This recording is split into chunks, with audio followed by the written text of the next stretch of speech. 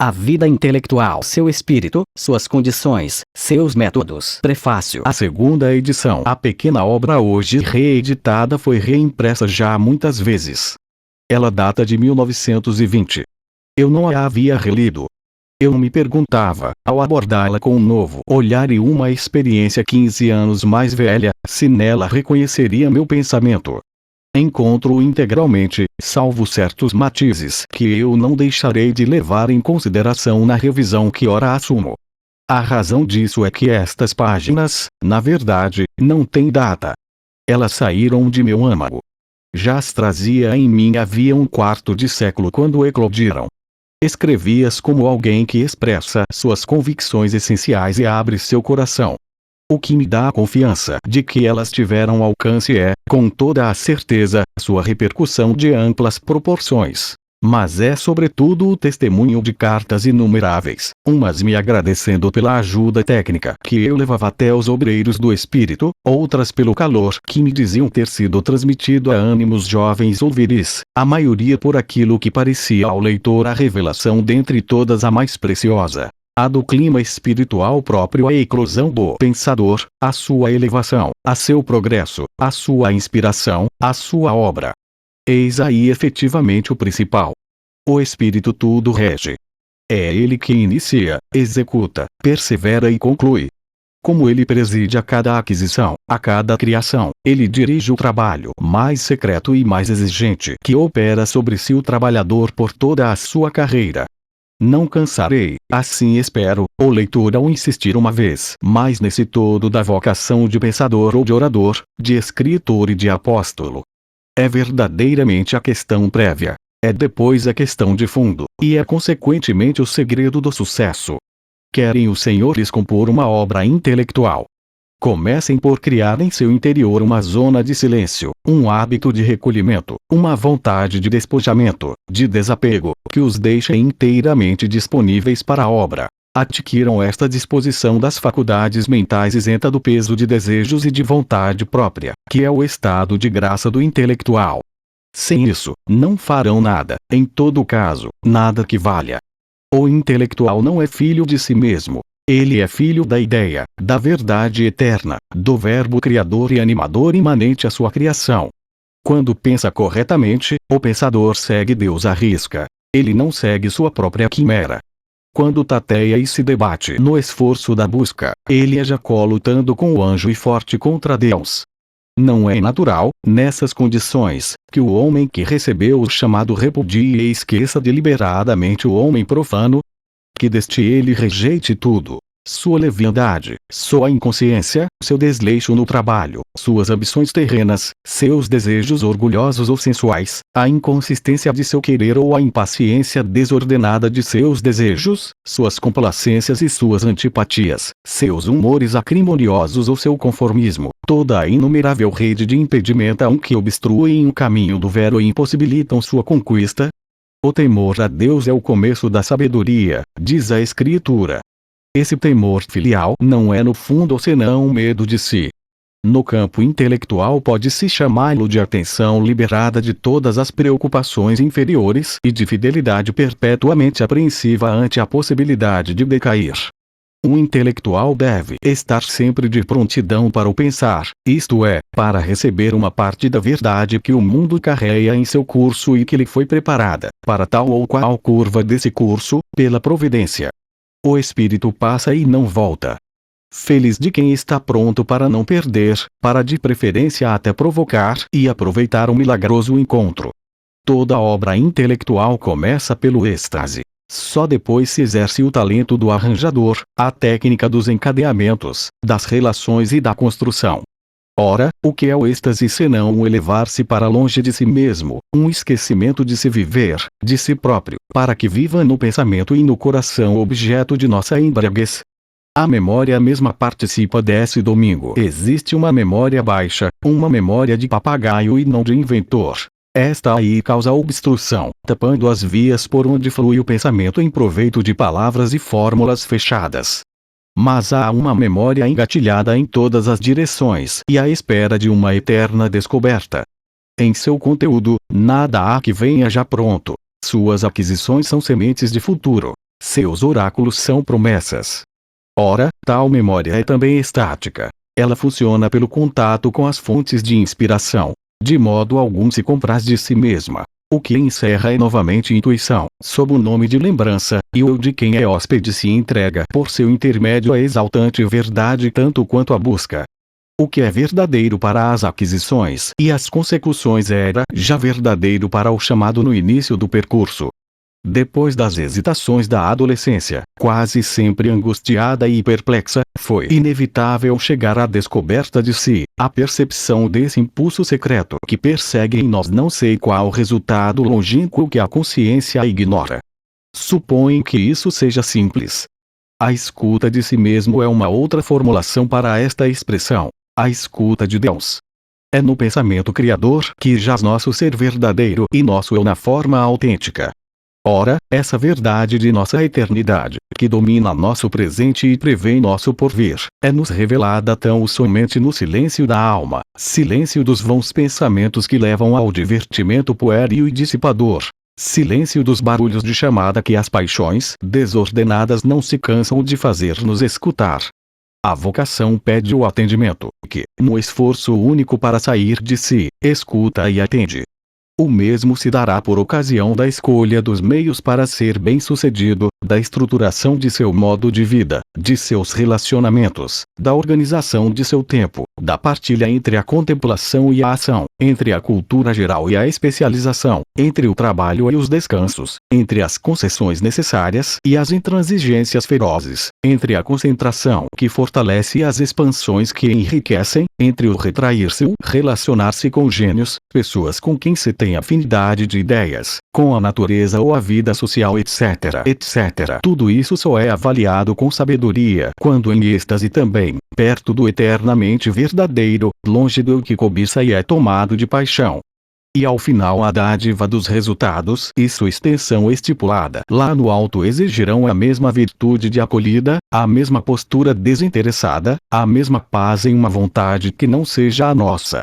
Chega-se ao que se pode, e nosso poder precisa avaliar-se, para não se subestimar, de um lado, ou, inversamente, transbordar de presunção e jactância vazia. De onde vem esse julgamento senão de um olhar fiel à verdade impessoal e da submissão a seu veredicto, mesmo que isso nos custe um esforço ou um desapontamento secreto? Os grandes homens nos parecem ter uma grande ousadia. No fundo, eles são mais obedientes que os outros. A voz soberana os alerta. É porque um instinto provindo dela os aciona que eles tomam, com coragem sempre e às vezes com grande humildade, o lugar que a posteridade lhes conferirá mais tarde, ousando atitudes e arriscando inovações com muita frequência contrárias a seu meio, sendo até mesmo alvo de sarcasmos. Eles não têm medo porque, por mais isolados que pareçam, não se sentem sozinhos. A seu favor está o que tudo decide no final. Eles pressentem seu futuro poder.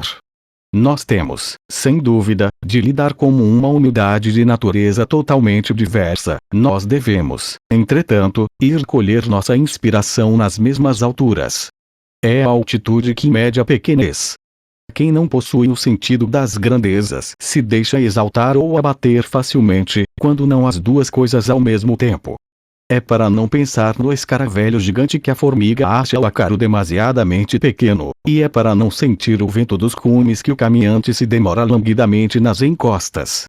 Sempre conscientes da imensidão da verdade e da exiguidade de nossos recursos, jamais empreenderemos o que está além de nosso alcance, e iremos até o fim do nosso poder. Seremos felizes, então, com o que nos terá sido oferecido à nossa altura. Não se trata aqui de pura mensuração. O motivo da observação é o fato de que o trabalho insuficiente ou pretensioso é sempre um trabalho mal feito. Uma vida empurrada muito para o alto ou largada muito lá embaixo é uma vida que se desorienta. Uma árvore pode ter uma rama e uma floração medíocre ou magnífica. Ela não as chama e não as constrange. Sua alma vegetal desabrocha pela ação da natureza no geral e das influências do ambiente. Nossa própria natureza geral é o pensamento eterno. Recorremos a ele com as forças que dele provém e com os instrumentos que ele nos fornece. Deve haver concordância entre o que recebemos em matéria de dons, incluindo-se a coragem, e o que devemos esperar em matéria de resultados. O que não haveria para se dizer sobre essa disposição fundamental, ante um destino inteiramente dedicado à vida pensante? Mencionei as resistências e as incompreensões que agem contra os grandes. Mas elas atingem também os pequenos. Como resistir a elas sem um puro apego ao verdadeiro e sem autoesquecimento? Quando não se procura agradar o mundo, ele se vinga. Se por acaso se consegue agradá-lo, ele ainda assim se vinga nos corrompendo. A única saída é trabalharmos longe dele, tão indiferentes a seu julgamento quanto prontificando-nos a ser-lhe úteis. O bom é, talvez, que ele nos repele e nos obriga assim a retirar-nos para nosso próprio interior, a crescermos por dentro, a controlar-nos, a aprofundar, nós. Esses benefícios vêm à proporção que nosso desinteresse se torna superior, isto é, que nosso interesse se centra naquilo que é o unicamente necessário. Estaríamos nós mesmos sujeitos, para com outrem, às tentações da difamação, da inveja, das críticas sem fundamento, das disputas. Teríamos então de nos lembrar que inclinações como essas, ao perturbar o espírito, são nocivas à verdade eterna e são incompatíveis com seu culto. É preciso observar, nesse particular, que a difamação, até um determinado nível, é mais aparente do que real e tem algum valor para a formação da opinião geral. Nós nos enganamos com frequência sobre o modo como os mestres falam uns dos outros. Eles se criticam severamente, mas bem sabem, mutuamente, o que vale, e criticam os outros quando não atribuem importância a isso. Seja como for, o progresso em comum precisa de paz e de ação conjunta e sofre grande atraso por conta de estreitezas. Diante da superioridade de outrem, só resta uma atitude honrosa: amá-la, e ela se torna assim nossa própria alegria, nossa própria fortuna.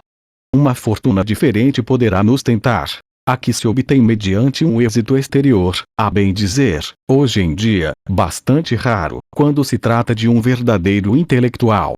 O público, de modo geral, é vulgar e só gosta da vulgaridade.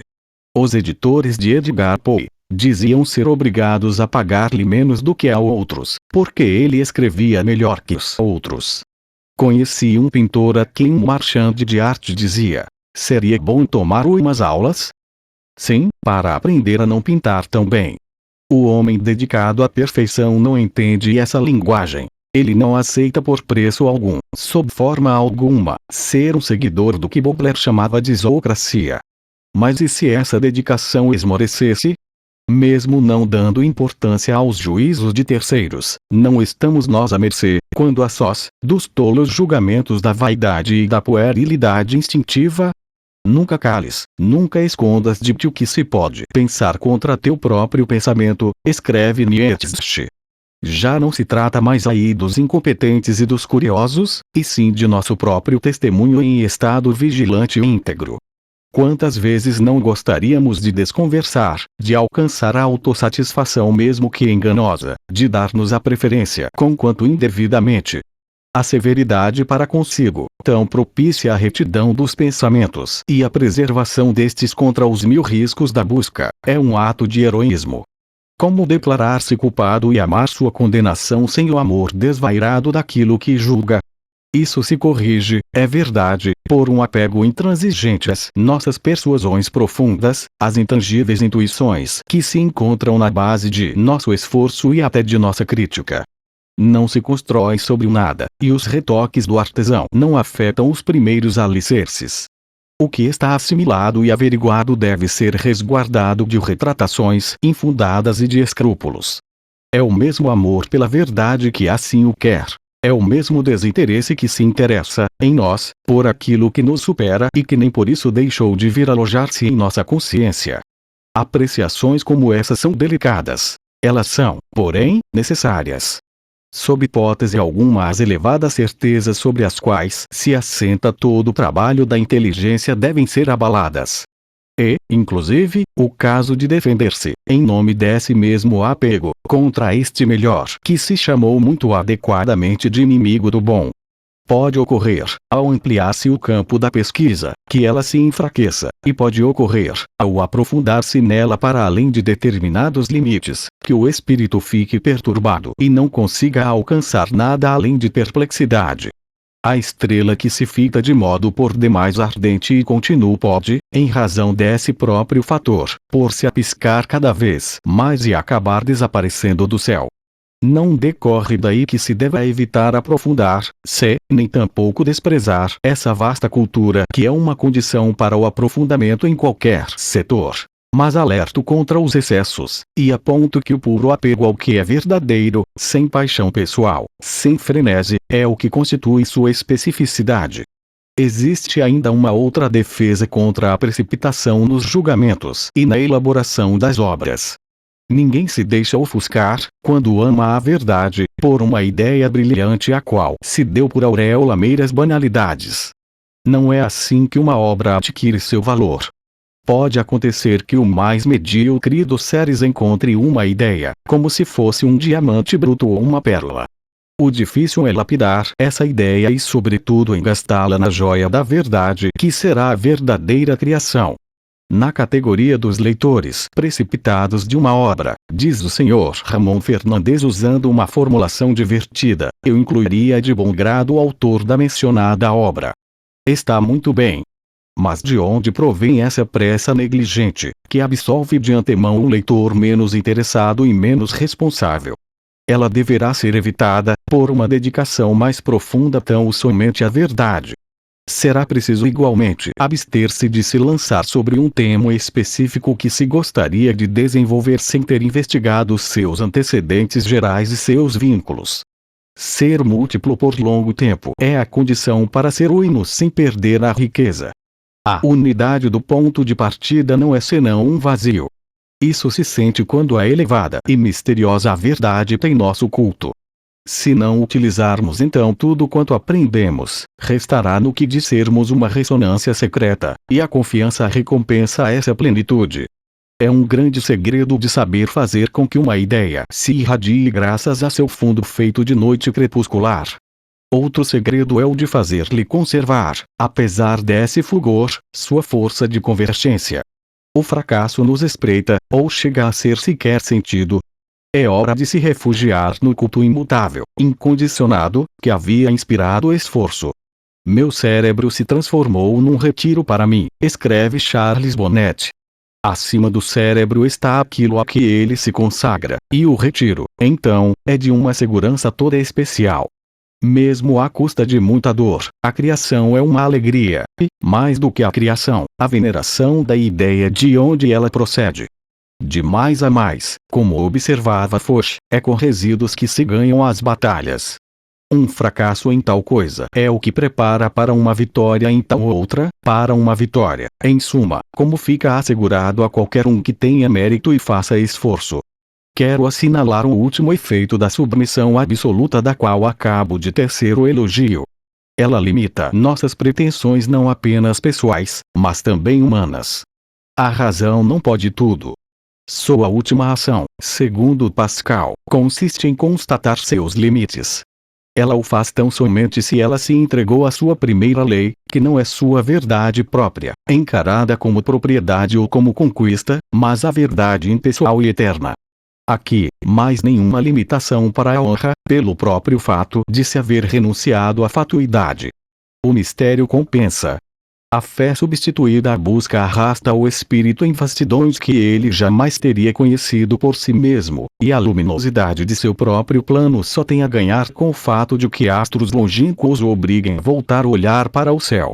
A razão tem por ambição apenas o mundo. A fé lhe dá a imensidão. Não quero prolongar mais esse discurso. Tornar-se-á necessariamente a encontrá-lo, visto ser seu objeto de assinalar onde está o todo. Este todo, defendi-lhe os direitos como uma incapacidade de que tenho plena consciência e pela qual peço desculpas. Faço votos de que minhas sugestões no que toca a ele, por mais insuficientes que sejam, contribuam para trazer até ele melhores panegiristas e mais ardentes servidores. A. D.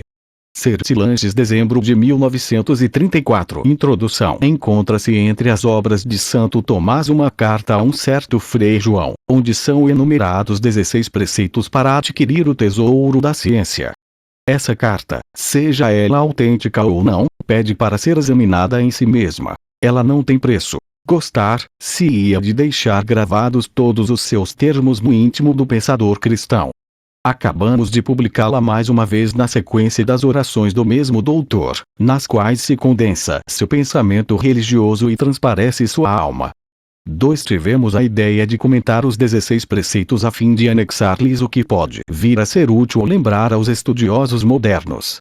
Na prática, esse procedimento nos pareceu um tanto limitado, preferimos agir mais livremente. Mas a substância desse pequeno volume nem por isso deixa de ser totalmente tomista. Nele se encontrará o que nos 16 preceitos, ou em algum outro escrito, o mestre sugere quanto aos caminhos por onde conduzir o espírito. Este livrinho não tem a pretensão de substituir as fontes. Ele em parte faz referência a elas. O autor não esqueceu, não mais que muitos outros sem dúvida, a comoção de seus 20 anos, quando o padre Gratry estimulava nele o ardor pelo saber. Numa época que tanto necessita de luz, vamos lembrar tão frequentemente quanto possível as condições que permitem obter-se luz e preparar sua difusão por meio de obras. Não se tratará aqui da produção em si mesma. Seria o objeto de um outro trabalho. Mas a mente é sempre a mesma, quer ao propiciar o enriquecimento, quer ao proceder a um sábio dispêndio. Devendo dizer mais para frente que o dispêndio é nesse caso um dos meios da aquisição, não podemos duvidar da identidade dos princípios que tornam, em ambas as situações, nossa atividade intelectual fecunda. É uma razão para ter a esperança de ser útil a todos. Chandolin, 15 de agosto de 1920. Capítulo 1. A vocação intelectual. O intelectual é um consagrado. Falar de vocação é referir-se àqueles que pretendem fazer do trabalho intelectual sua vida, quer por disporem de todo o seu tempo para dedicar-se ao estudo, quer por, estando comprometidos com ocupações profissionais, reservarem para si como um feliz complemento e uma recompensa o profundo desenvolvimento do espírito. Digo profundo para descartar a ideia de tintura superficial. Uma vocação não se satisfaz de modo algum com leituras soltas e trabalhinhos esparsos.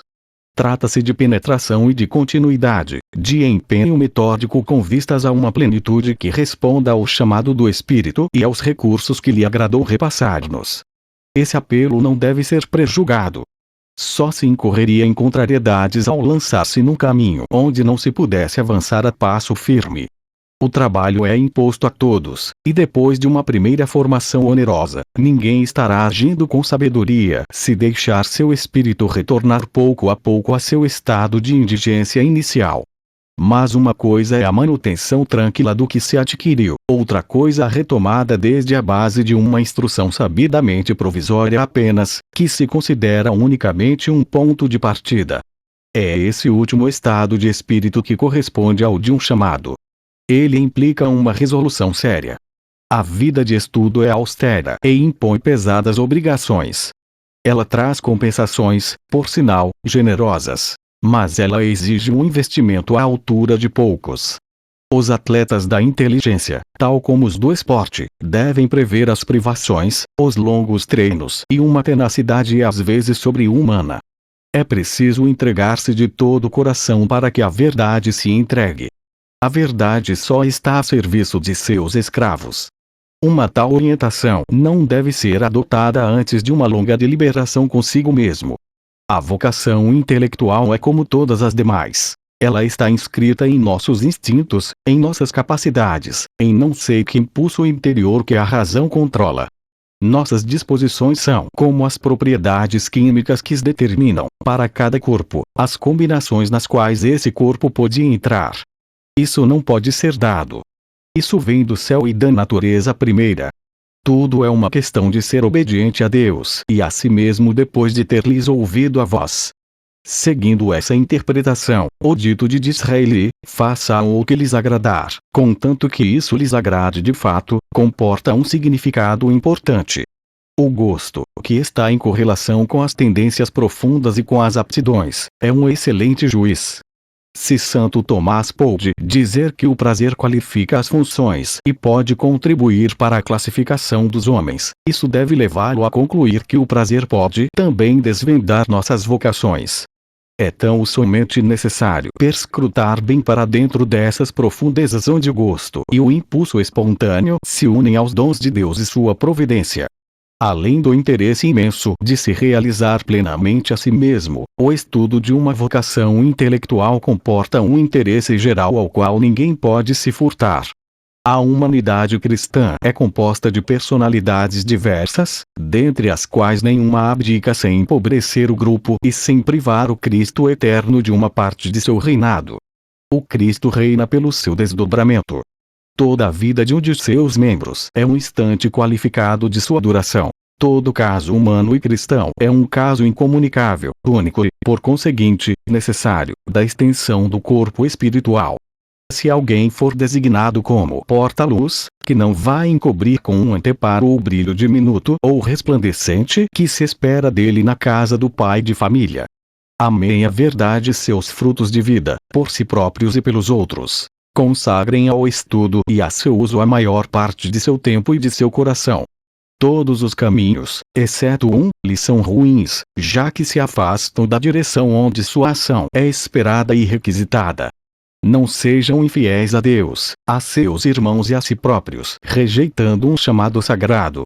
Isso deixa pressupor que venham à vida intelectual com propósitos desinteressados, não por ambição ou tola vaidade. Os chamariscos da publicidade só tentam os espíritos fúteis. A ambição ofende a verdade eterna quando a transforma em sua subordinada.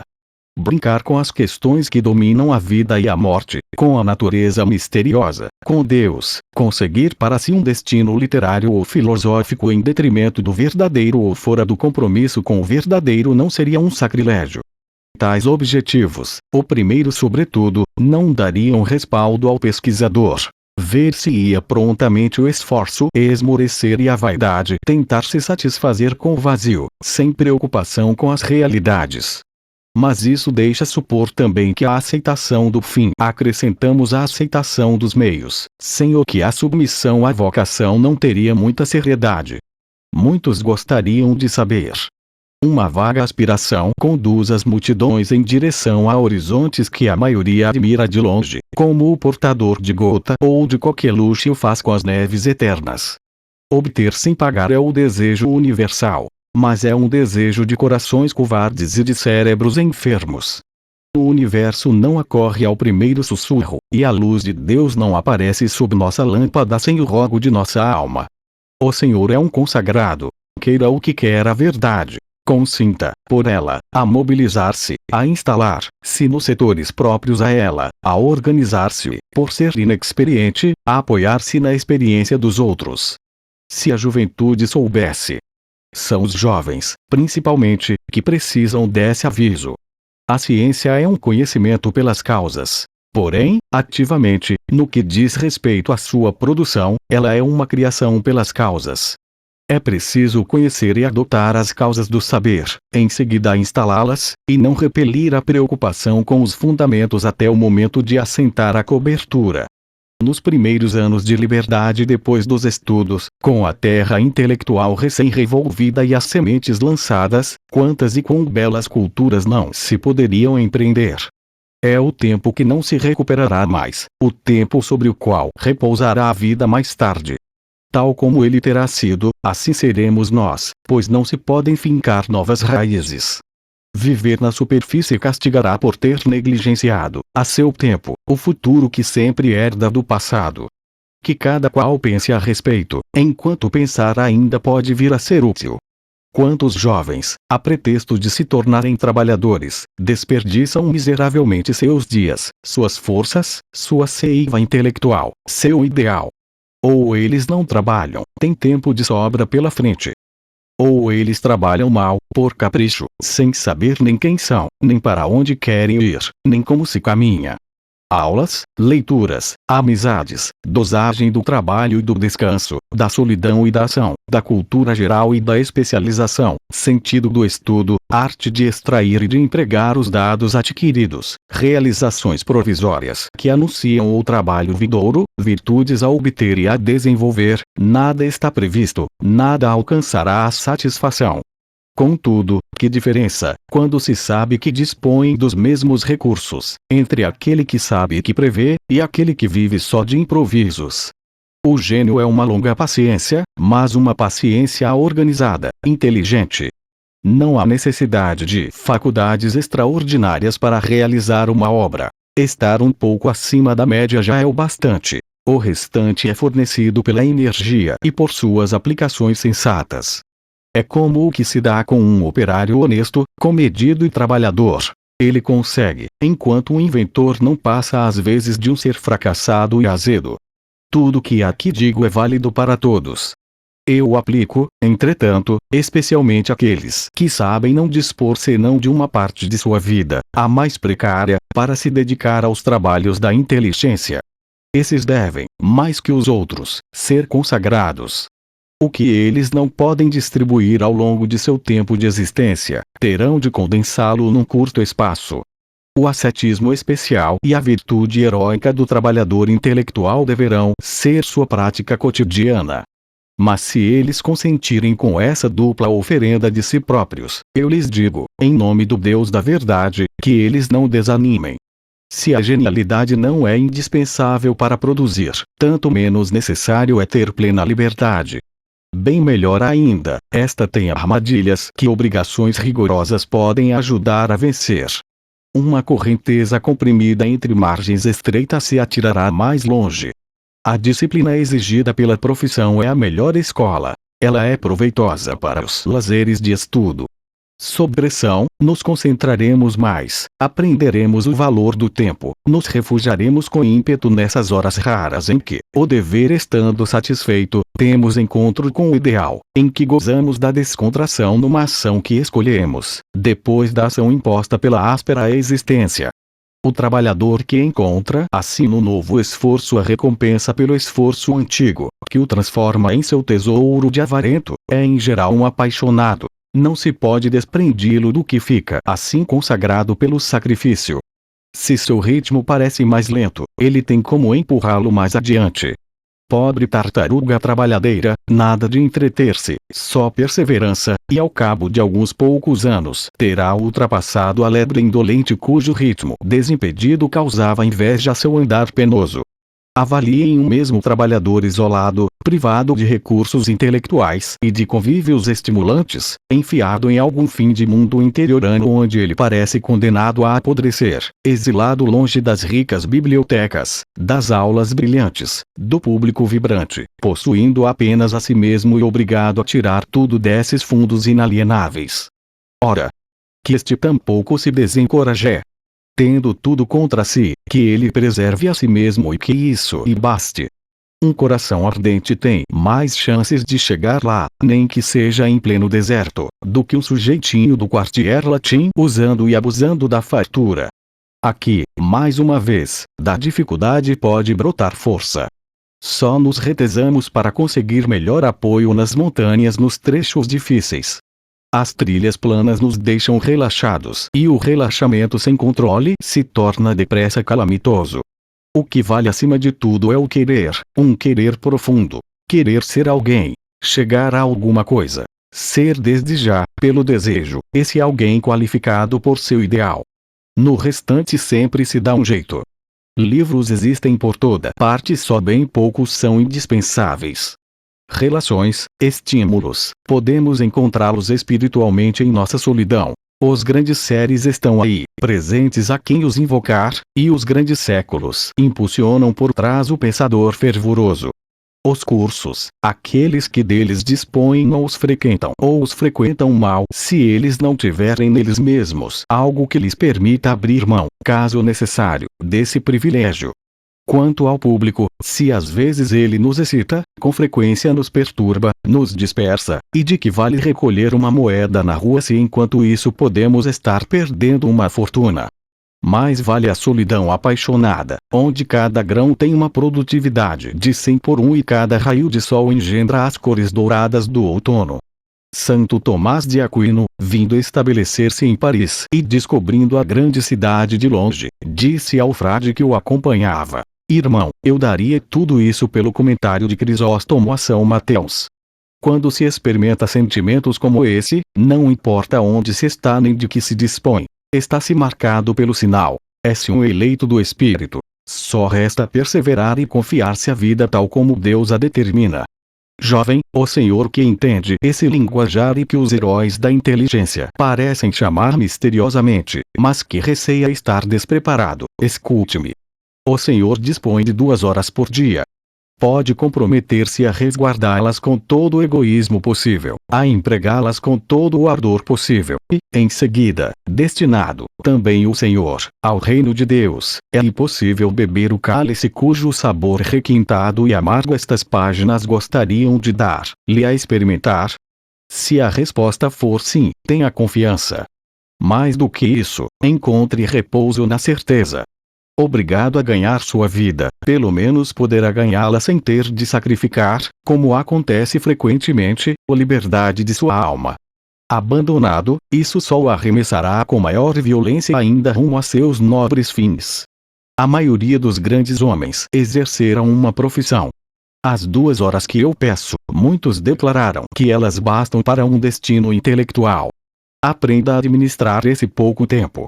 Mergulhe todos os dias de sua vida na fonte que sacia e torna a dar sede. Quer ajudar, a seu modo humilde, a perpetuar a sabedoria entre os homens, a colher a herança dos séculos, a fornecer ao presente as regras do espírito, a descobrir os fatos e as causas, a orientar os olhos inconstantes para as causas primeiras e os corações para os fins supremos, a reavivar se necessário a chama que se declina, a organizar a propagação da verdade e do bem. É seu quinhão. Isso vale sem dúvida um sacrifício adicional e a manutenção de uma paixão exclusivista. O estudo e a prática do que o padre Gratry chama de a lógica viva, isto é, o desenvolvimento de nosso espírito, ou verbo humano, por seu contato direto ou indireto com o espírito e o verbo divino, esse estudo grave e essa prática perseverante lhe abrirão a entrada do santuário admirável. O Senhor estará entre os que crescem, que adquirem e se preparam para os dons magníficos. O Senhor também, um dia, se Deus quiser, encontrará um lugar na Assembleia dos Nobres Espíritos. O intelectual não é um isolado. Uma outra característica da vocação intelectual consiste no fato de que o trabalhador cristão, que é um consagrado, não deve ser um isolado. Qualquer que seja a situação, por mais abandonado ou retirado que se suponha que esteja materialmente, ele não deve se deixar tentar pelo individualismo, imagem deformada da personalidade cristã. A solidão vivifica tanto quanto o isolamento paralisa e esteriliza. De tanto ser uma alma, acaba-se por deixar de ser um homem, diria Victor Hugo. O isolamento é inumano. Pois trabalhar humanamente é trabalhar com o sentimento do homem, suas necessidades, suas grandezas, solidariedade que nos une numa vida intimamente partilhada. Um trabalhador cristão deveria viver constantemente no universal, na história. Já que ele vive com Jesus Cristo, não pode dele separar as épocas, nem os homens. A vida real é uma vida una, uma vida de família imensa com a caridade por lei. Se o estudo quer ser um ato de vida, não uma arte pela arte, uma monopolização do abstrato, ele deve deixar-se reger por essa lei de unidade cordial. Rezamos diante do crucifixo, diz Gratry, devemos também trabalhar diante dele, mas a verdadeira cruz não está isolada da terra. O verdadeiro cristão manterá permanentemente diante dos olhos a imagem desse globo onde a cruz está fincada, onde os humanos necessitados erram e sofrem, e onde o sangue redentor, em filetes numerosos, procura vir a seu encontro.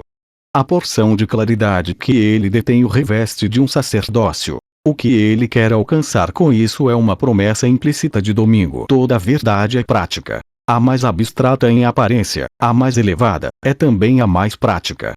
Toda a verdade é vida, orientação, caminho em vista do fim humano. Eis porque Jesus Cristo disse como uma afirmação única: eu sou o caminho, a verdade e a vida. Trabalhem pois sempre no espírito de utilização, como prega o Evangelho. Ouçam o gênero humano rumorejar a seu redor. Identifiquem, em meio a todos, tais e tais, indivíduos ou grupos, de quem conhecem a indigência. Descubram o que pode arrancá-los da noite, enobrecê-los, o que, de perto ou de longe, os salva. Não há santas verdades que não sejam as verdades redentoras, e não seria em vista de nosso trabalho como de tudo o mais que o apóstolo disse: a vontade de Deus é que sejais santos. Jesus Cristo precisa de nosso espírito para sua obra como ele precisava, sobre a terra, de seu próprio espírito humano. Tendo ele partido, nós lhe damos continuidade. Temos essa honra incomensurável. Somos seus membros, consequentemente seu espírito por participação, consequentemente seus cooperadores. Ele age por nós no exterior e por seu espírito inspirador no interior, como quando, estando vivo, agia no exterior por sua voz e no interior por sua graça. Nosso trabalho sendo uma necessidade dessa ação, trabalhemos como Jesus meditava, como ele se provia, para distribuir, nas fontes do Pai. E em o intelectual pertence a seu tempo e, depois, pensem que se todos os tempos são iguais perante Deus, se sua eternidade é um centro radiante onde todos os pontos da circunferência do tempo se apresentam a igual distância, o mesmo não se dá com os tempos e conosco, que residimos na circunferência. Estamos aqui, sobre a vasta roda, não em outro lugar. Se aqui estamos, é que Deus aqui nos colocou. Todo momento da duração nos diz respeito e todo século em nosso próximo, assim como todo homem. Essa palavra próximo, porém, é uma palavra relativa, que a sabedoria providencial especifica para cada um, e que cada um, em sua sabedoria submissa, deve especificar da mesma forma. Eis-me, homem do século XX, contemporâneo de um drama permanente, testemunha de transtornos como talvez nunca o globo havia visto desde que surgiram os montes e que os mares foram perseguidos para dentro de seus antros. O que devo fazer por esse século resfolegante? Mais do que nunca o pensamento aguarda os homens e os homens o pensamento. O mundo está em perigo por falta de máximas de vida. Estamos num trem propelido a toda velocidade, sem nenhuma sinalização à vista, nenhum agulheiro. O planeta não sabe para onde está indo, sua lei o largou. Quem vai lhe restituir o sol? Ao dizer isso não tenciono restringir o campo da pesquisa intelectual e confiná-la no estudo exclusivamente religioso. Isso ficará claro. Já disse que toda a verdade é prática, que toda a verdade salva. Mas aponta um espírito, e esse espírito, do ponto de vista da ocasião atual como de modo geral, exclui o diletantismo.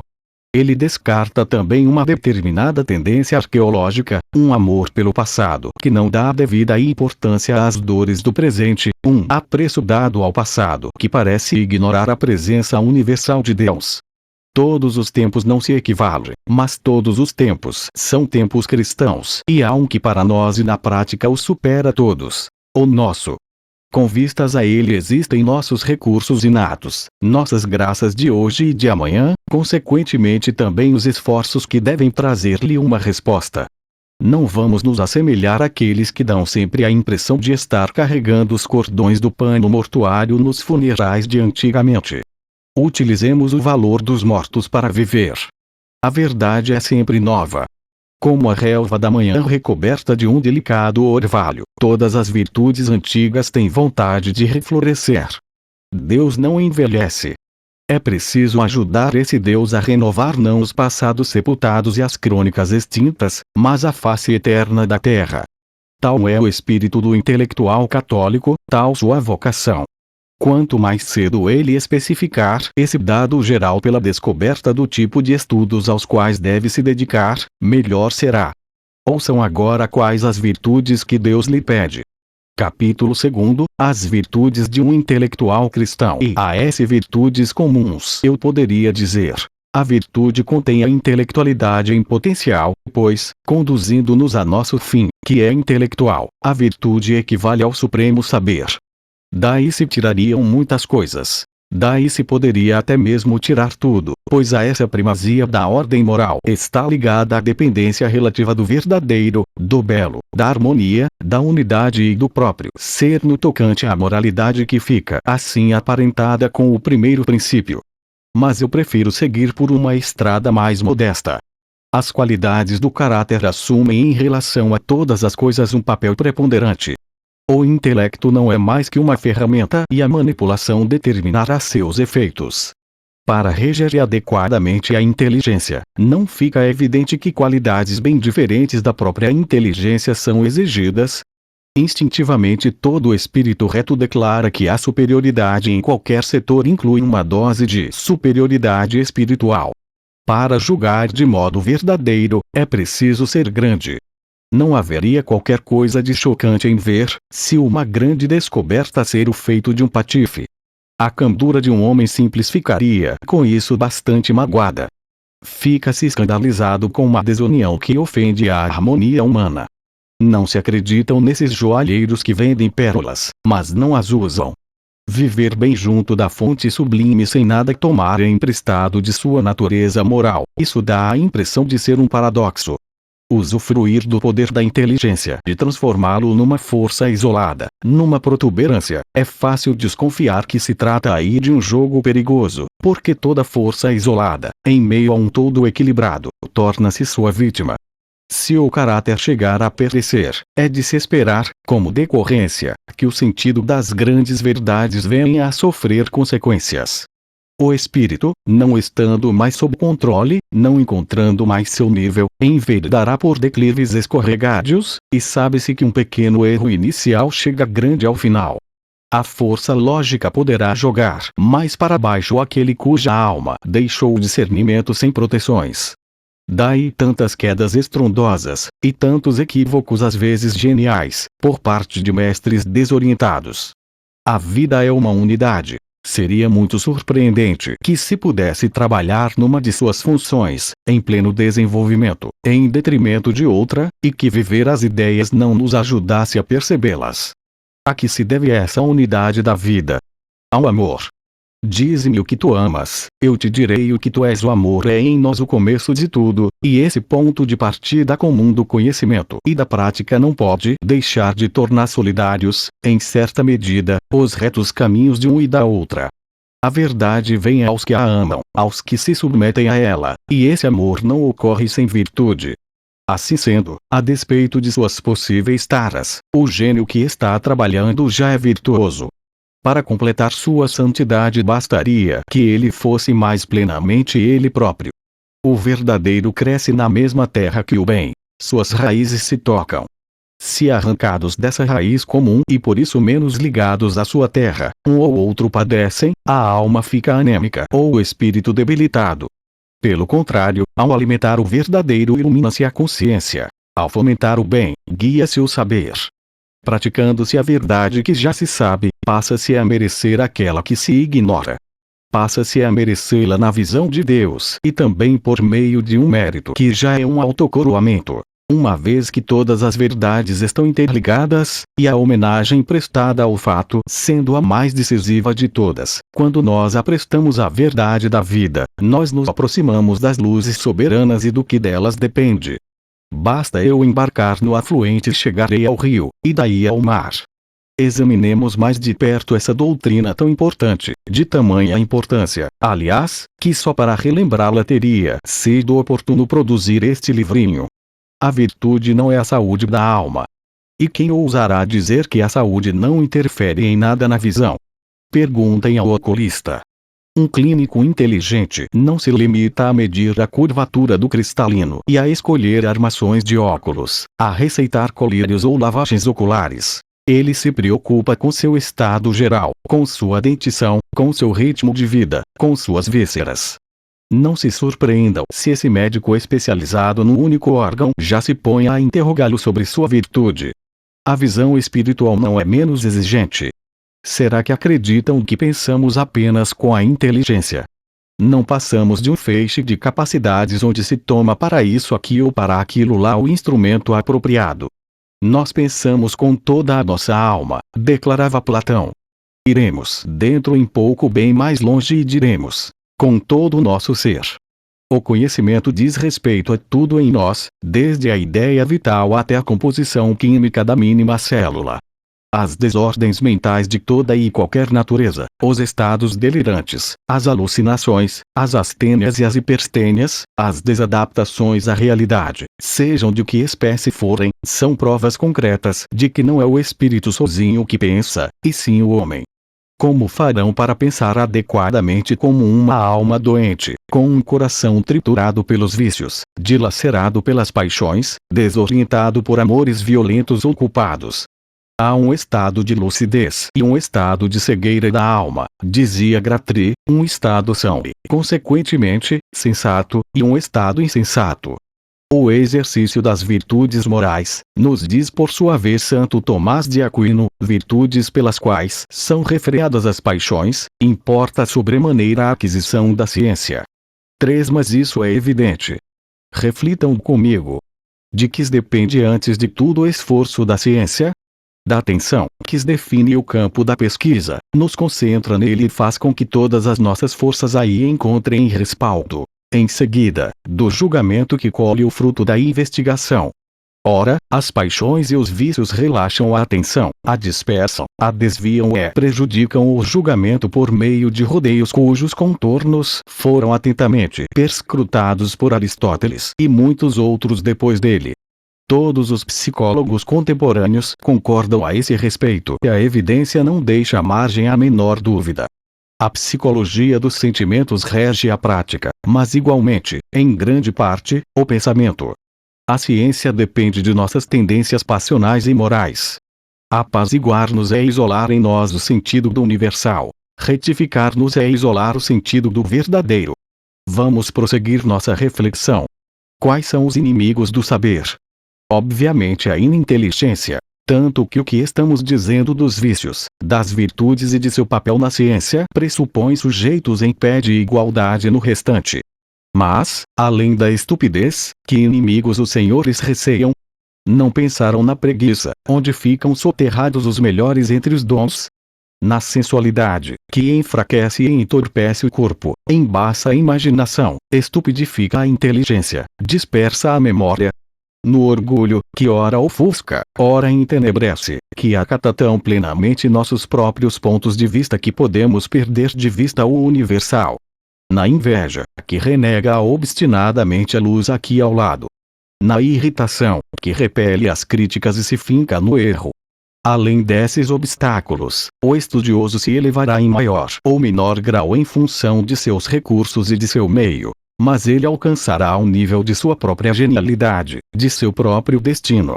Todas as taras mencionadas estimulam-se mais ou menos, por sinal, mutuamente. Elas se entrecortam, se ramificam e todas estão para o amor do bem ou seu desprezo ou que os filetes de água entrecruzados estão para a nascente.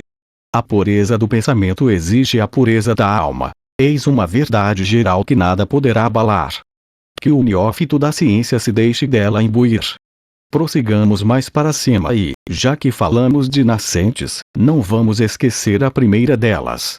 A metafísica mais segura de todas nos ensina que, em seus graus culminantes, a verdade e o bem não só estão interligados como são idênticos. Deve-se assinalar, para ser exato, que o bem de que se fala assim não é o bem moral propriamente dito.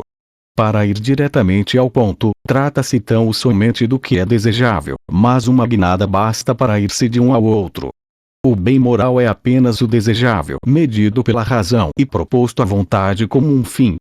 Os fins são interdependentes. Todos eles dependem do último deles. É este último que alcança o verdadeiro e se identifica com ele. Associem essas proposições e verão que o bem moral, se não é idêntico à verdade de qualquer maneira, dela depende, contudo, através dos fins do querer. Há, pois, entre os dois, uma ligação frouxa ou então mais ou menos firme, porém indestrutível. Não é de forma alguma pelo que há em nós de individual que acedemos à verdade. É em virtude de uma participação no universal. Esse universal, que é ao mesmo tempo vero e bom, nós não podemos honrar como verdadeiro, unir-nos a ele intimamente, descobrir seus rastros e submeter-nos poderosamente a seu domínio sem reconhecê-lo e servi-lo como sendo igualmente o bem. Escalem a grande pirâmide por esses degraus gigantes, que representam tão exatamente a ascensão para a verdade. Se subirem pela aresta norte, conseguirão chegar ao topo sem se aproximar da aresta sul. Manter-se à distância do vértice é permanecer nos níveis baixos. Distanciar-se dele é ir enviesado e tornar a descer. Assim o gênio da verdade tende por si mesmo a ir ao encontro do bem. Se ele se afastar, será em detrimento de seu impulso rumo aos cumes. Bem-aventurados os corações puros, disse o Senhor, porque eles verão a Deus. Abraça a pureza de consciência, diz Santo Tomás a seu estudante. Não cesses de imitar o comportamento dos santos e dos homens de bem. A obediência da alma fonte inefável e suas inclinações filiais e amorosas a deixam aberta à investida das luzes bem como a do fervor e da retidão. Amada e realizada enquanto vida, a verdade se revela enquanto princípio. Vê-se conforme o que se é. Participa-se da verdade participando do espírito segundo o qual ela existe. As grandes intuições pessoais, as iluminações penetrantes provêm, em igualdade de valor, do aperfeiçoamento moral, do desapego de si e das banalidades habituais, da humildade, da simplicidade, da disciplina dos sentidos e da imaginação, da entrega à busca dos grandes fins. Já não se trata aqui de demonstrar sua habilidade, de fazer brilhar suas aptidões como uma joia rara. O que se quer é entrar em comunicação com a origem da luz e da vida. Aborda-se esse foco central em sua unidade, tal qual ele é. Fica-se em adoração a ele, e renuncia-se ao que se mostra seu inimigo para que sua glória nos inunde. Não será isso tudo que significa em parte a famosa expressão: os grandes pensamentos vêm do coração? E a virtude própria ou intelectual. Temos agora a certeza de que a virtude tomada em sentido geral é necessária à ciência, e que, quanto maior a retidão moral nela investida, mais fecundo será o estudo. Há entretanto uma virtude própria ou intelectual, e convém insistir-se nela, se bem que ela deva reaparecer com frequência no decorrer destas páginas. A virtude própria ao homem de estudo é evidentemente a estudiosidade.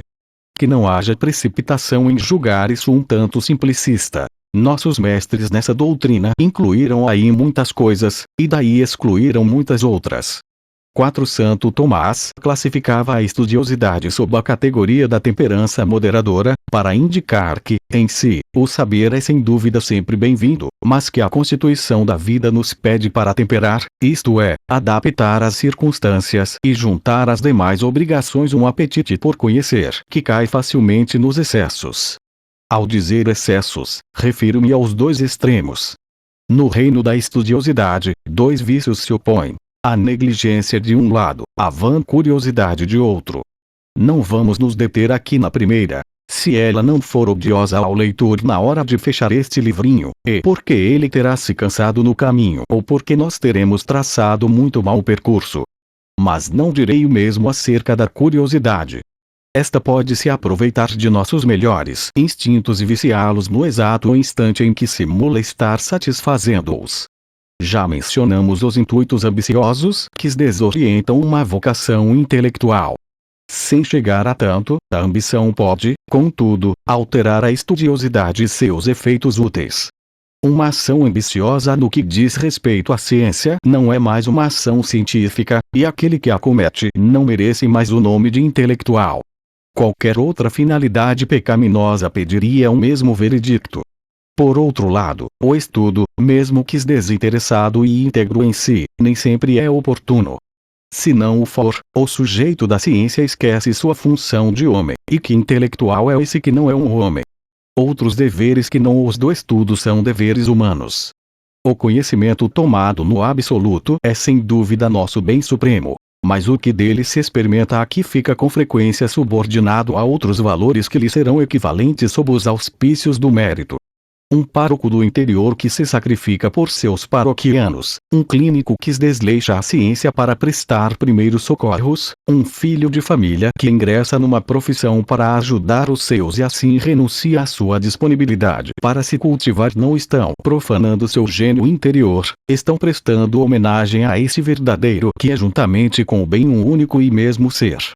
Se eles agissem de outro modo, não ofenderiam menos a verdade do que a virtude, já que, por um desvio, eles iriam contrapor a ela mesma a verdade viva. Vê-se, dessa forma, muitos curiosos da ciência que não temem sacrificar-lhe suas mais estritas obrigações. Não são mais cientistas, são diletantes. Ou então eles deixam de lado o estudo que corresponde às suas obrigações para prosseguir aquele que preenche seus desejos, e a desqualificação é a mesma. Os que almejam ir mais alto do que suas forças lhes permitem e se expõem ao erro, os que estragam suas faculdades efetivas para adquirir outras ilusórias, são igualmente curiosos no sentido antigo. 2 dos 16 conselhos de Santo Tomás em matéria de estudo são a eles dirigidos. Altiora-te ne quasi iris, não procures acima de teu alcance. Volunt per rivolus, non statim, in mare ligas introire, quero que decidas entrar no mar pelos regatos, não diretamente.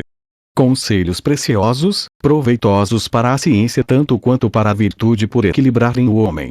Não sobrecarreguem o solo e não levantem a edificação além do que a base pode sustentar ou antes que ela esteja firme. Seria fazer com que tudo desmoronasse. Quem são os senhores? Até que ponto chegaram? Que fundamentos intelectuais têm a oferecer? Eis o que é determinante para suas sábias empresas. Para colher o grande, comecem plantando o pequeno, como dizem os especialistas florestais, e venha a ser este, só que em outras palavras, o conselho tomista. O sábio começa pelo início e só dá o passo seguinte depois de ter firmado o anterior. Esse é o motivo pelo qual os autodidatas têm tantos pontos fracos. Não se consegue começar sozinho pelo começo. Quando nos juntamos ao grupo em andamento, ele põe a nosso dispor etapas já superadas sem indicar o caminho para sua superação. Por outro lado, o que é verdade para cada um quanto às etapas de seu desenvolvimento é verdade para cada um em relação aos outros. Não se deve superestimar-se, e sim avaliar-se. Aceitar-nos tais como somos é obedecer a Deus e preparar para nós vitorias seguras. Será que a natureza procura ir além do que pode? Tudo nela tem sua medida certa, sem esforço inútil e sem avaliação hipócrita. Cada ser age segundo aquilo de que dispõe quantitativa e qualitativamente, segundo sua natureza e sua força, e depois permanece em paz. Só o homem vive de pretensões e de tristeza. Que ciência e que virtude ficam patentes no julgar-se corretamente e permanecer o que se é. Há um papel que só a nós cabe desempenhar e que convém desempenhar com perfeição, em vez de tentar forçar a sorte. Os destinos não são intercambiáveis. Ao procurar subir demais ou nos rebaixar, acabamos por nos perder.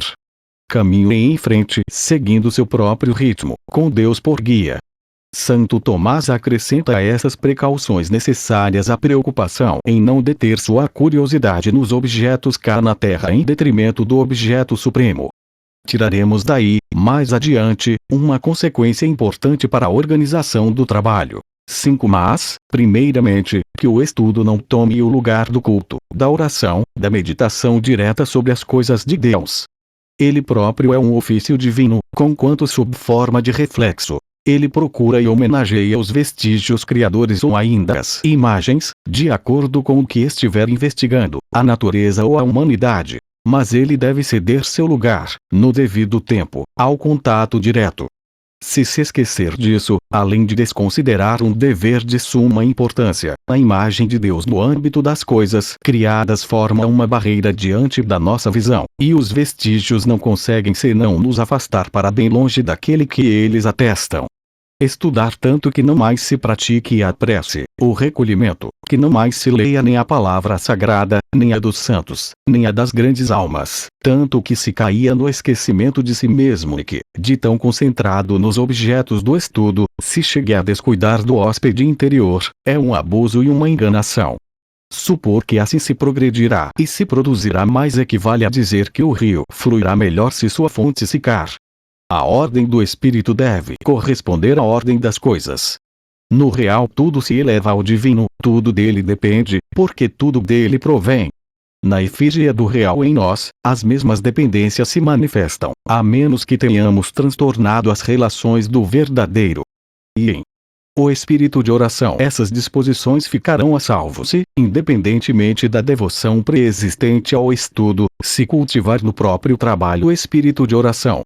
É novamente Santo Tomás que diz ao apaixonado pela ciência: Oratione vacarello ondesinas, não abandones jamais a oração e vai ao monte. Nos explica esse preceito por essas sublimes palavras: todo estudo é um estudo da eternidade. A ciência é um conhecimento pelas causas, dizemos nós constantemente. Os detalhes não são nada. Os fatos não são nada. O que importa são as dependências, as comunicações da influência, os laços, as trocas que constituem a vida da natureza.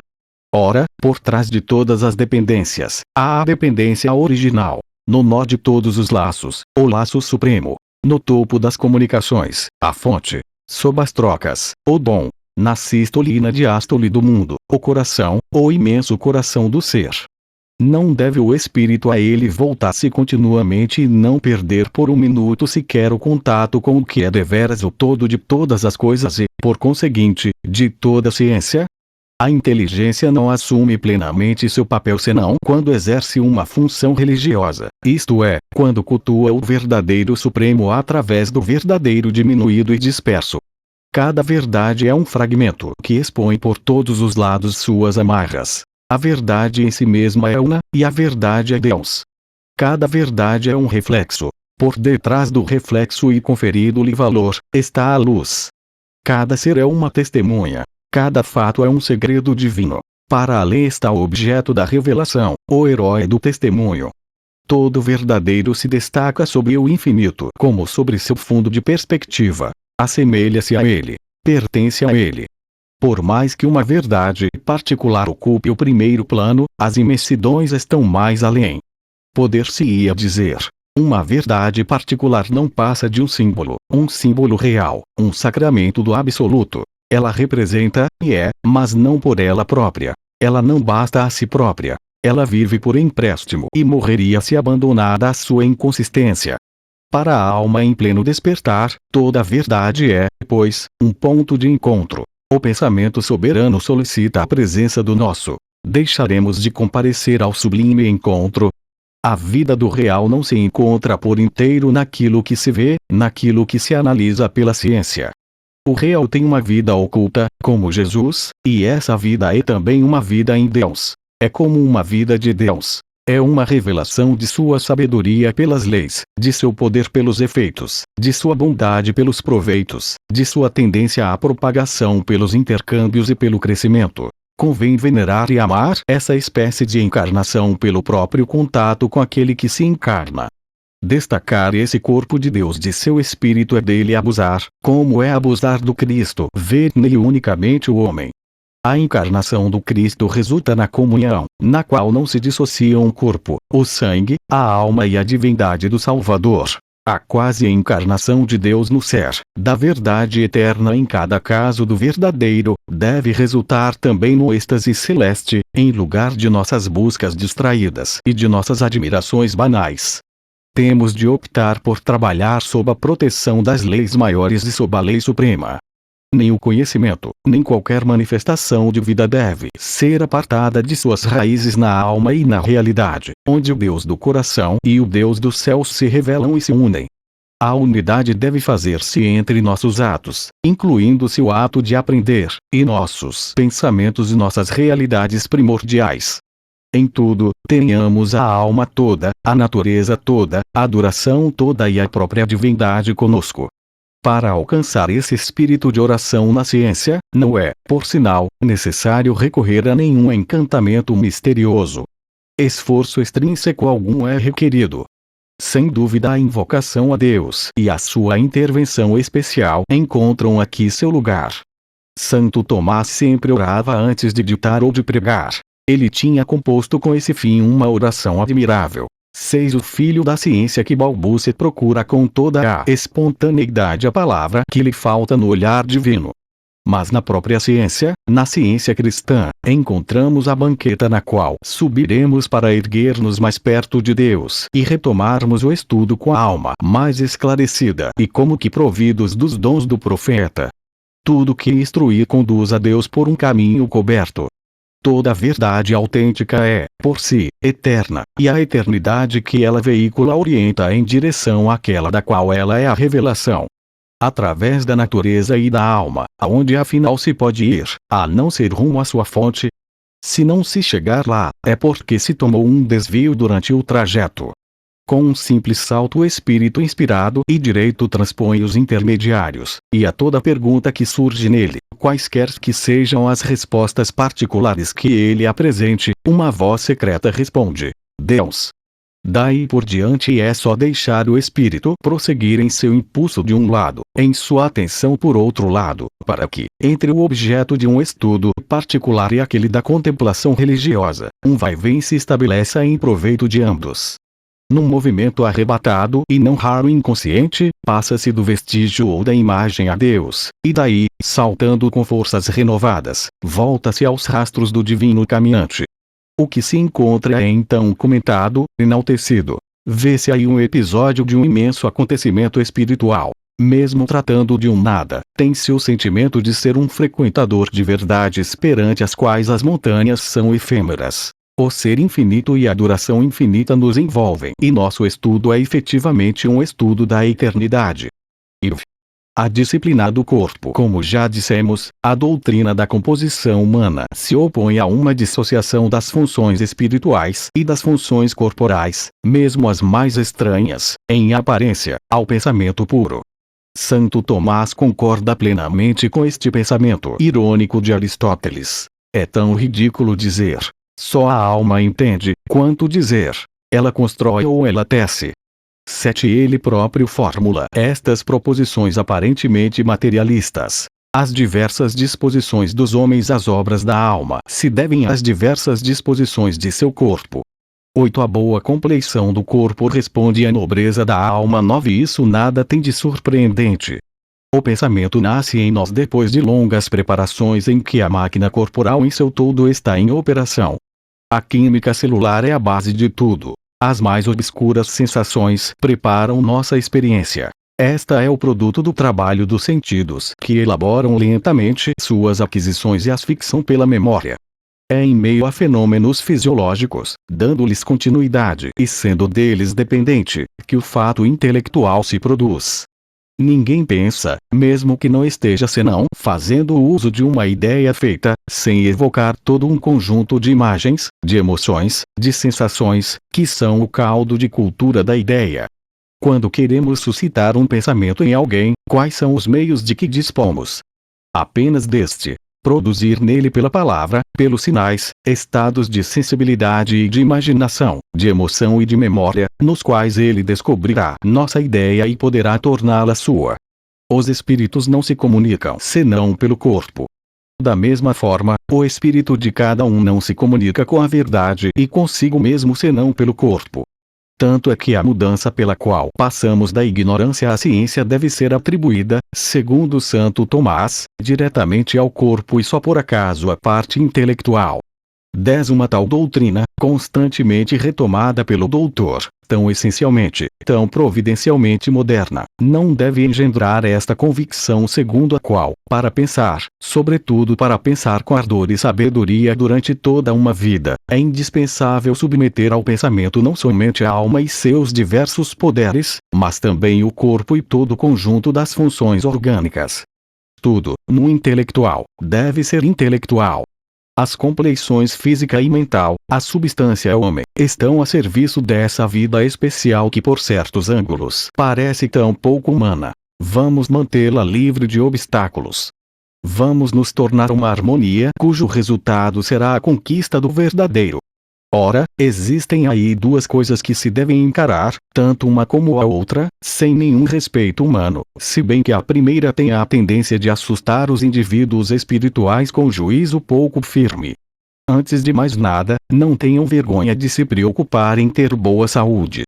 Grandes gênios gozaram de uma saúde deplorável, e se Deus quiser que assim seja com os senhores, nem vamos mais tocar no assunto. Mas se for por sua própria opção, será um caso de tentação de Deus acarretando-lhes muita culpa. Estão certos, alunos dos gênios, de possuírem como eles vigor suficiente para sair em trunfo da luta permanente da alma contra a debilidade de sua carne. Nada indica que os próprios gênios não tenham visto suas taras fisiológicas desviar ou reduzir seus talentos.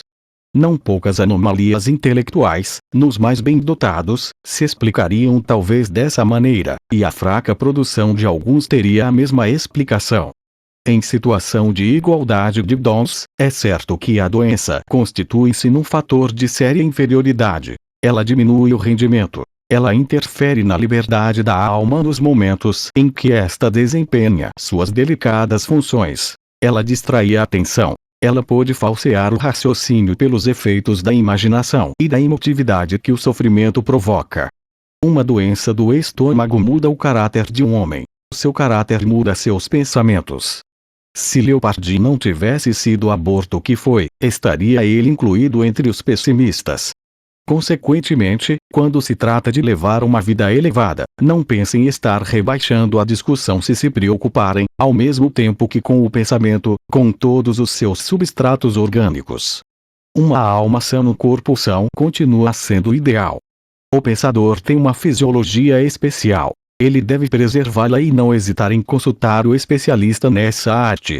11. Em todo caso, as recomendações costumeiras devem ser seguidas.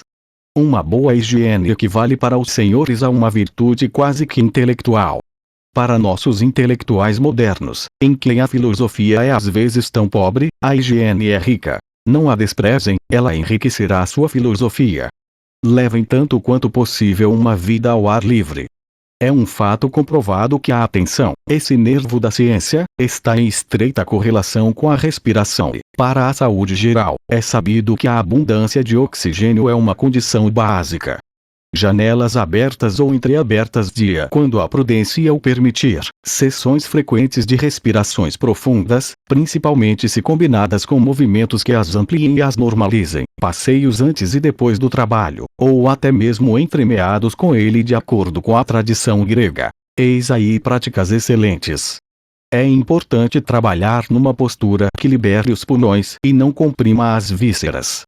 É salutar interromper de vez em quando uma sessão de estudo aplicado para respirar profundamente, para se estirar em 2 ou 3 movimentos ritmados que relaxam o corpo e o impedem de ficar, por assim dizer, todo moído e alquebrado.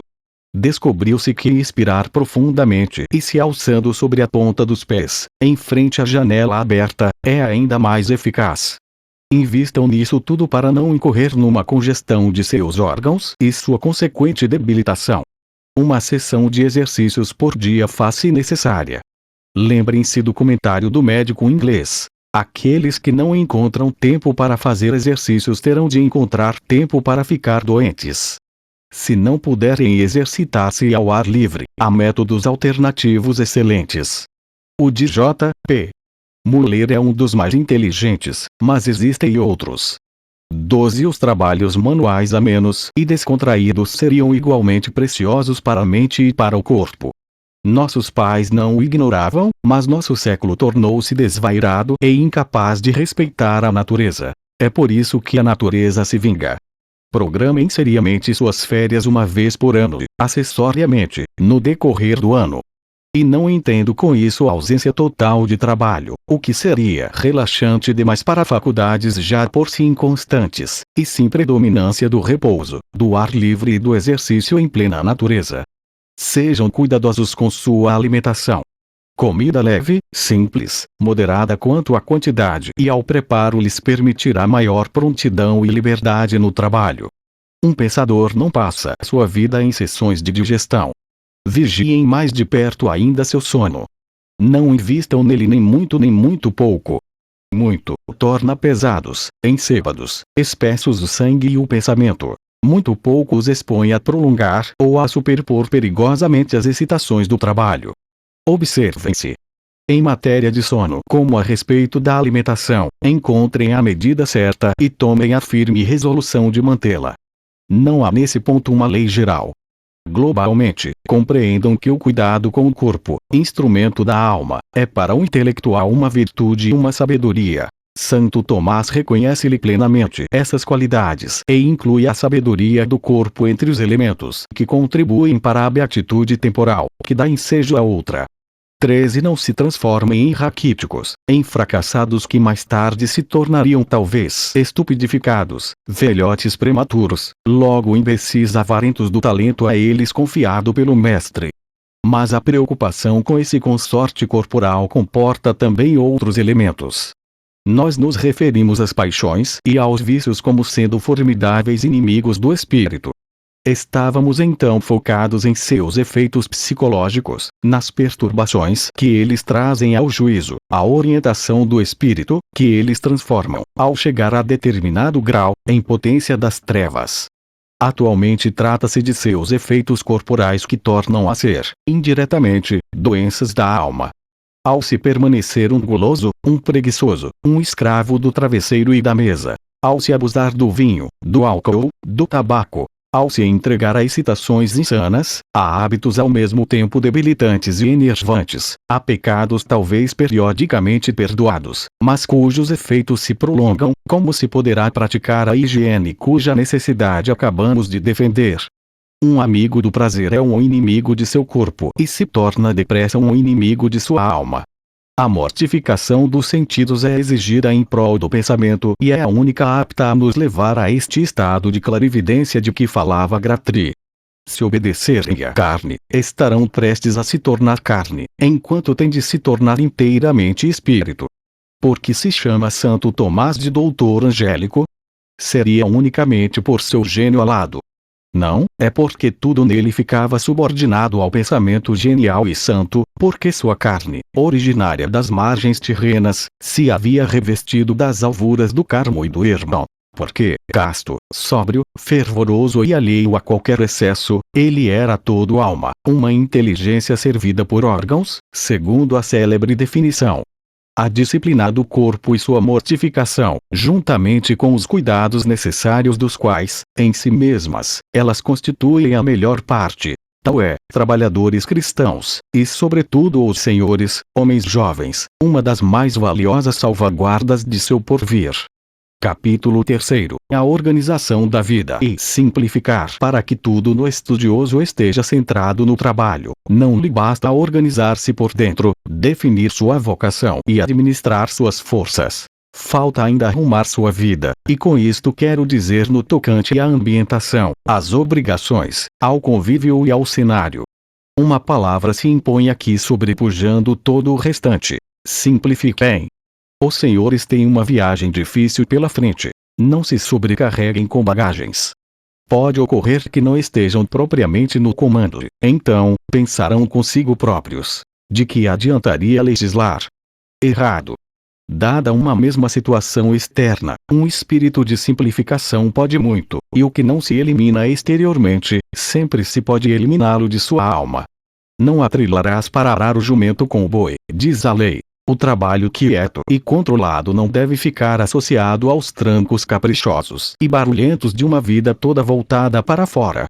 Um certo ascetismo torna-se, também nesse aspecto, um dever para o pensador. Religiosa ou laica, científica, artística, literária, a contemplação não coaduna com liberdades de custo alto demais e com complicações. Os grandes homens dormem em leitos pequenos, observa Henri Lavedan. O que se paga pelo gênio é a taxa de luxo. Os 10% para dispor desse privilégio não o arruinarão. Não são eles que vão pagar, e sim, mais provavelmente, nossos defeitos, ou pelo menos nossas tentações, e o lucro será dobrado. Para dar hospitalidade à ciência não são necessários móveis raros, nem uma criadagem numerosa. Muita paz, um toque de beleza, algumas facilidades domésticas para poupar tempo, é tudo quanto é preciso. Reduzam suas atividades sociais. recepções, programas que implicam novas obrigações, cerimoniais de boa vizinhança, todo o complicado ritual de uma vida artificial, que tantos mundanos amaldiçoam no íntimo, não são compromissos que digam respeito a um trabalhador. A vida social é fatal para a ciência. A ideia e a ostentação, a ideia e a dissipação são inimigas mortais. Quando se pensa num gênio, nunca vem à mente uma imagem de ele participando de um jantar. Não se deixem arrastar por essa engrenagem que suga pouco a pouco o tempo, as preocupações, as disponibilidades e as forças. Os preconceitos não são seus ditadores. Sejam os senhores mesmos seus próprios guias. Obedeçam às suas convicções, não a rituais, e as convicções de um intelectual devem enfocar seu objetivo. Uma vocação é uma concentração. O intelectual é um consagrado. Que ele não vá se dispersar em futilidades cheias de existências. Que ele jogue todos os seus recursos na fogueira da inspiração, como Bernard de Palissy sacrificava sua mobília. O trabalho e suas condições é tudo quanto importa.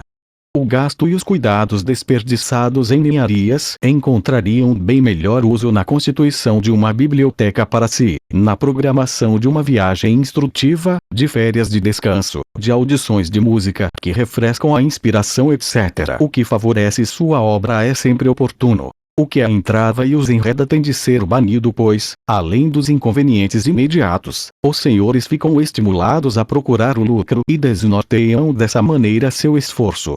O padre tem o direito de viver do altar e o homem de estudo de sua obra. Mas não se reza a missa por dinheiro e não se deve, por dinheiro, pensar e produzir.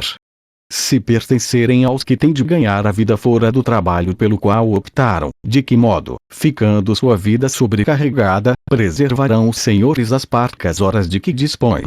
É o caso de reduzir o lado material ao mínimo a fim de aliviar, de liberar o espírito. A esse respeito, a esposa de um intelectual tem uma missão que cabe talvez assinalar. É tão frequente ela se esquecer que, em vez de ser a Beatriz, só consegue tagarelar e levar à distração. Toda mulher deve desposar a carreira do marido. O centro de gravidade da família é sempre a ocupação do pai.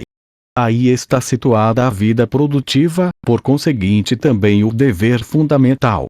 Mas isso é tanto mais verdadeiro quanto mais nobre e laboriosa for a carreira que ele abraçou.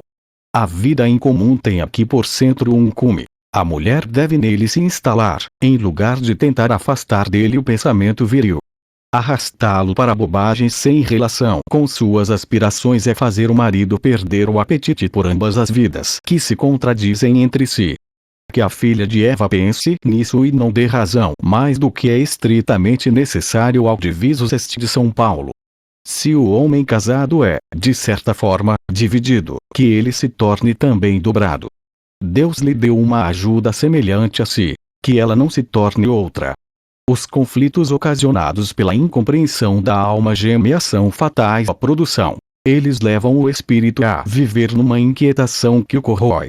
Não lhe sobra nenhum entusiasmo e nenhuma alegria, e como poderia um pássaro voar sem suas asas, o pássaro e a alma sem seu canto?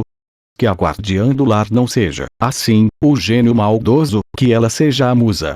Tendo desposado uma vocação, que também ela tenha vocação. Realizar por si ou pelo marido, tanto faz. Ela tem de realizar, contudo, já que ela constitui com aquele que realiza uma só carne. Sem precisar ser uma intelectual, menos ainda uma mulher de letras ou uma metida literata, ela pode produzir bastante ajudando seu marido a produzir, obrigando-o a controlar-se, a dar o máximo de si, ajudando-o a reerguer-se na hora das inevitáveis quedas, endireitando-o quando ele vacilar, consolando-o das decepções sem muita insistência para não ressaltá-las, acalmando-o na aflição, tornando-se sua grata recompensa depois da labuta. Ao fim do trabalho, o homem está como que ferido. Ele precisa ser abraçado e apaziguado. Nada de pôr-se a pressioná-lo. Deve-se relaxá-lo e encorajá-lo. Que se demonstre interesse pelo que ele faz. Que se dê apoio no momento em que ele estiver esmagado por um desgaste talvez excessivo. Em suma, que se assuma o papel de mãe para ele. E esse indivíduo cheio de força, que se tornou um verdadeiro frouxo, sentirá seu vigor ressurgir para enfrentar novos tormentos. Quanto aos filhos, eis uma doce complicação que deve ter a função de fazê-lo recobrar a coragem, de preferência a despojá-lo parcialmente de seu ânimo. Eles tomam-lhe muito para si mesmos, esses pequeninos, e de que serviriam eles se não conseguissem de vez de quando deixá-lo maluco? Mas eles lhe dão energia na mesma medida, ou quem sabe até mais, do que aquela que gastam. Eles podem alçar sua inspiração ao misturá-la com alegria. Eles lhe espelham amorosamente a natureza e o homem, e o defendem assim da abstração. Eles o trazem de volta ao real, sobre o qual seus olhos inquisitivos e pedem um comentário acurado. Sua fronte pura lhe apregou a integridade, essa irmã do saber, e sua facilidade em acreditar, em ter esperança, em sonhar alto e em tudo esperar da paternidade que os guia, não é também para o Senhor, pensador, uma elevação e uma razão para ter esperança? É-lhe dado ver uma imagem de Deus e um sinal de nossos destinos imortais nesse retrato do porvir.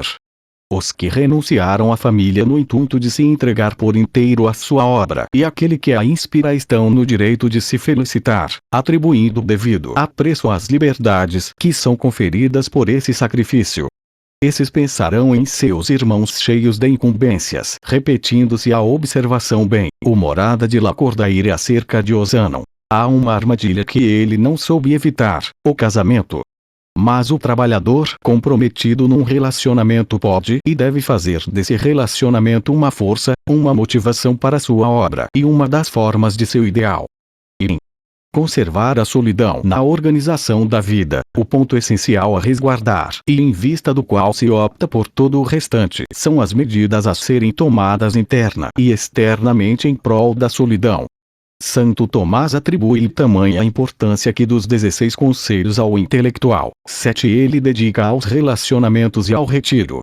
Quero que sejas lento para falar e lento para dirigir-te ao parlatório. Não te inquiras de nenhum modo sobre os atos de outrem, mostra-te amável para com todos, mas não sejas familiar demais com ninguém, pois familiaridade demais gera desprezo e dá ensejo a muitas distrações.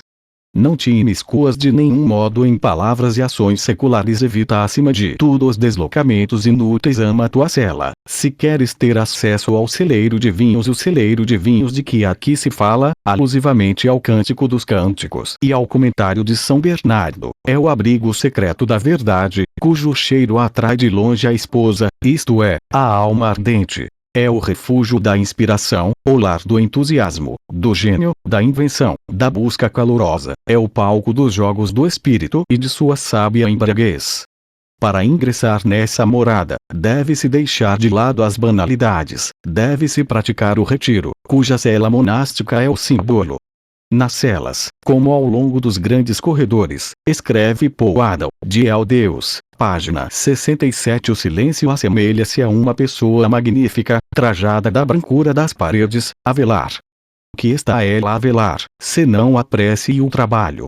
Sejam, pois, lentos para falar e lentos para ir ao local onde se fala, porque muitas palavras fazem o espírito esvair-se como água. Paguem com sua cortesia para com todos o direito de frequentar verdadeiramente apenas aqueles poucos com quem o relacionamento é proveitoso. Evitem, mesmo com esses, uma familiaridade excessiva que rebaixa e desorienta. Não corram atrás das novidades que ocupam o espírito em vão. Não cuidem de ações e de conversas seculares, isto é, sem repercussão moral ou intelectual. Evitem os trâmites inúteis que desperdiçam as horas e favorecem a ociosidade do pensamento. Tais são as condições do recolhimento sagrado. Só assim é possível aproximar-se dos segredos reais que fazem a felicidade da esposa. Só mediante esse comportamento é possível apresentar-se com todo o respeito diante da verdade. O retiro é o laboratório do espírito. A solidão interior e o silêncio são suas duas asas. Todas as grandes obras foram preparadas no deserto, inclusive a redenção do mundo. Os precursores, os continuadores e o mestre se submeteram ou devem se submeter à mesma lei. Profetas, apóstolos, pregadores, mártires, pioneiros da ciência, inspirados de todas as artes, simples homens ou homem-deus, todos pagam um tributo ao isolamento, à vida silenciosa, à noite. É durante a noite astral e dentro de sua vacuidade solene que o universo foi sovado pelo Criador.